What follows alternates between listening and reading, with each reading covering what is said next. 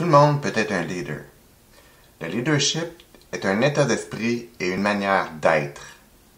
L'objectif du jeu questionnaire dans la tête d'un leader est de présenter des leaders de la vie courante, des gens que vous côtoyez au quotidien, afin qu'ils nous partagent ce qui tourne dans leur tête.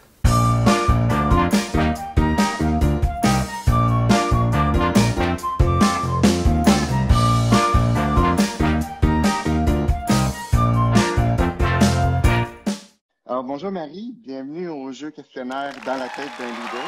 Bonjour Martin. Donc, avant de commencer, je vais expliquer un petit peu les règles du jeu pour ceux qui nous écoutent. L'objectif, c'est de répondre à 6 questions de ton choix parmi les 4 catégories qui apparaissent sur le tableau derrière moi. Comme tout bon jeu de questionnaire, il y aura 2 rondes au jeu et on termine ça avec une question finale pour le tout. Comme tu peux voir sur les petits cartons, il y a des petits piments rouges. L'objectif des petits piments, c'est pour indiquer comment corser est la question. Donc, avant de commencer, pour te réchauffer un peu, j'irai avec une question qui n'est pas sur le tableau. Qui es-tu, Marie? Qui suis-je? Je m'appelle Marie Lefebvre. Je dirais que je suis une professionnelle du marketing et de la communication qui migre vers la gestion. J'ai une carrière donc dans le domaine du service principalement, dans le domaine de l'énergie, le domaine du transport collectif. Puis depuis quelques années, j'ai bifurqué du côté du produit pour une compagnie, un grand éditeur pédagogique québécois. Puis donc pour lequel je dirige une division. Je dirais le fil conducteur de ma carrière au-delà du marketing, c'est donner du sens à ce que je fais. Faire un marketing qui est utile à la société. Et j'ose croire que jusqu'à présent, c'est ce que j'ai réussi à faire. Voilà. Alors, es-tu prête à te lancer dans le jeu questionnaire? Oui.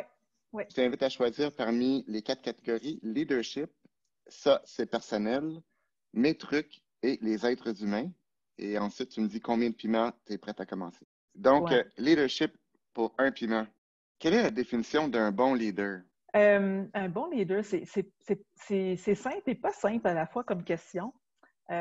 Pour moi, un bon leader aujourd'hui, c'est quelqu'un qui ne se met pas de l'avant nécessairement, mais qui se met au centre de son équipe et qui active, dans le fond, le talent chez chacun dans le but, dans le fond, de mobiliser ses troupes vers un but commun.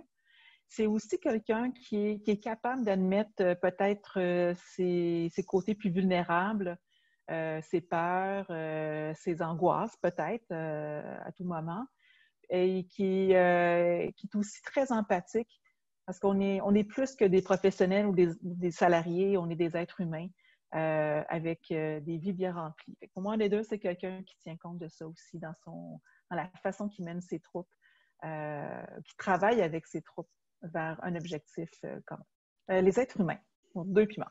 Quelle est la qualité que tu admires le plus chez les autres? La qualité que j'admire le plus chez les autres, c'est l'écoute. Je pense que c'est l'écoute. Et je trouve que l'écoute se perd avec le temps. Tout va tellement vite. On est bombardé d'informations. Il faut prendre des décisions rapidement. Et je trouve que le sens de l'écoute, le vrai sens de l'écoute, s'intéresser à l'autre, chercher à comprendre son intention, comprendre ses idées, prendre ce temps-là, c'est souvent de quoi qui est escamoté dans nos vies professionnelles. Et c'est au bénéfice de personne, en fait. Et je pense que la qualité que j'admire le plus chez les autres, c'est l'écoute. Et vient avec l'écoute, en fait, j'en inviterai une autre qui est l'ouverture à l'autre. Donc, voilà. Alors, je vais aller pour mes trucs. 2 piments. Quelles sont les 3 compétences qui t'ont permis de te distinguer? C'est une question qui est un peu gênante quand même, parce que j'ai l'impression d'avoir à me vanter. Mais bref, ce qu'on dit de moi, des gens avec qui je travaille, on apprécie chez moi mon côté humain. Je m'intéresse beaucoup à mes employés, à mes collaborateurs. Il y a ma créativité qui ressort tout au long de ma carrière. Une créativité qui ne s'exprime pas nécessairement dans des choses farfelues ou audacieuses, mais dans la recherche de solutions. Donc, des fois, je fais preuve de créativité et d'audace dans la résolution de problèmes. Puis, sinon, un autre, je dirais, moi, c'est vraiment difficile. Je suis déterminée. Oui, je suis vraiment une personne déterminée. Puis, je pense que je fais preuve de courage dans ce que je mène, finalement. Puis, je pense que c'est des éléments qui me distinguent de d'autres. Voilà. Donc, ça, c'est personnel pour un piment. C'est quoi ton super pouvoir? Mon super pouvoir. Je ne suis pas certaine de bien saisir le mot super pouvoir, mais je vais quand même y aller. Je me lance. Mon super pouvoir, c'est sûrement de voir chez l'autre son potentiel. Puis souvent, c'est ça. Je vois chez l'autre le potentiel, puis je travaille avec la personne pour le révéler. Puis ça vient de mon début de carrière où j'étais un peu tannée, qu'on avait une vieille approche en gestion aux ressources humaines qui était pas tablée, mais critiquer l'autre sur ses faiblesses. Il fallait toujours améliorer nos faiblesses. Et moi, ça me démotive, en fait, cette approche-là. Et tôt dans ma carrière, j'ai travaillé sur ce qui motivait les gens, sur leurs talents, pour les gonfler à bloc pour pouvoir qu'ils puissent eux-mêmes défoncer des portes qu'ils redoutaient. Et je pense que c'est ça mon super pouvoir. Ben, allons-y pour les leadership, 3 piments. Quand as-tu accepté que tu étais devenue une leader? Quand est-ce que j'ai accepté que j'avais ça en moi, du leadership? C'est venu tard. C'est venu tard parce que jeune, j'étais extrêmement introvertie, timide, je bégayais. L'idée de présenter devant la classe me faisait m'évanouir. Et ça a été vers la deuxième année de mon bac en administration à l'Université Laval où j'ai commencé à m'impliquer grâce à un copain de l'époque qui s'impliquait beaucoup. Et ce copain-là est d'ailleurs dirigeant de la Caisse de dépôt, donc c'est pas une petite influence.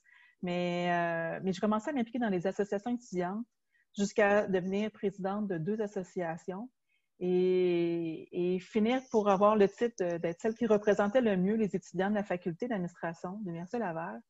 J'étais sur le cul, comme on dit, quand on m'a donné ce titre-là, parce que je ne savais pas que j'avais ça en moi. Puis, ça m'a donné beaucoup de courage pour la suite, pour démarrer ma carrière en marketing, puis prendre des défis que je n'aurais pas pensé être capable, oser prendre des défis que je n'aurais pas pensé être capable de relever. Pour les humains, 3 piments.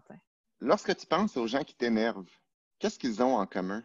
Quand je pense aux gens qui m'énervent, c'est sûrement il y a 2 traits qui ressortent. Les pessimistes, donc quelqu'un qui voit tout en noir, et pas très loin, c'est souvent ça va avec. C'est les gens j'appelle qui ont les mains pleines d'aiguilles et qui pètent la ballonne. Qui prennent bien soin de bien t'avertir de tout ce qu'il ne faut pas faire, de tout ce qui pourrait arriver de mal, de tout ce qui pourrait mal aller. Bref, ils te cassent ton fun, ils te cassent ton rêve. Et ce faisant, ils ne font pas juste que couper l'élan, ils coupent également la communication, je trouve.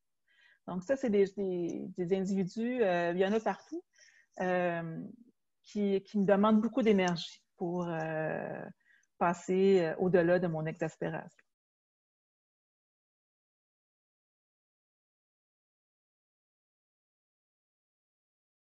Il y a comme une part de vulnérabilité quand on dit tout ça parce que... Si vous avez aimé cet épisode, démontrez-le en vous abonnant à la chaîne YouTube et en donnant un thumbs up à cette vidéo. Si vous aimeriez suggérer une question ou vous connaissez un leader qui mérite de partager ce qu'il a dans sa tête, ajoutez vos suggestions dans la section des commentaires sur YouTube. À bientôt!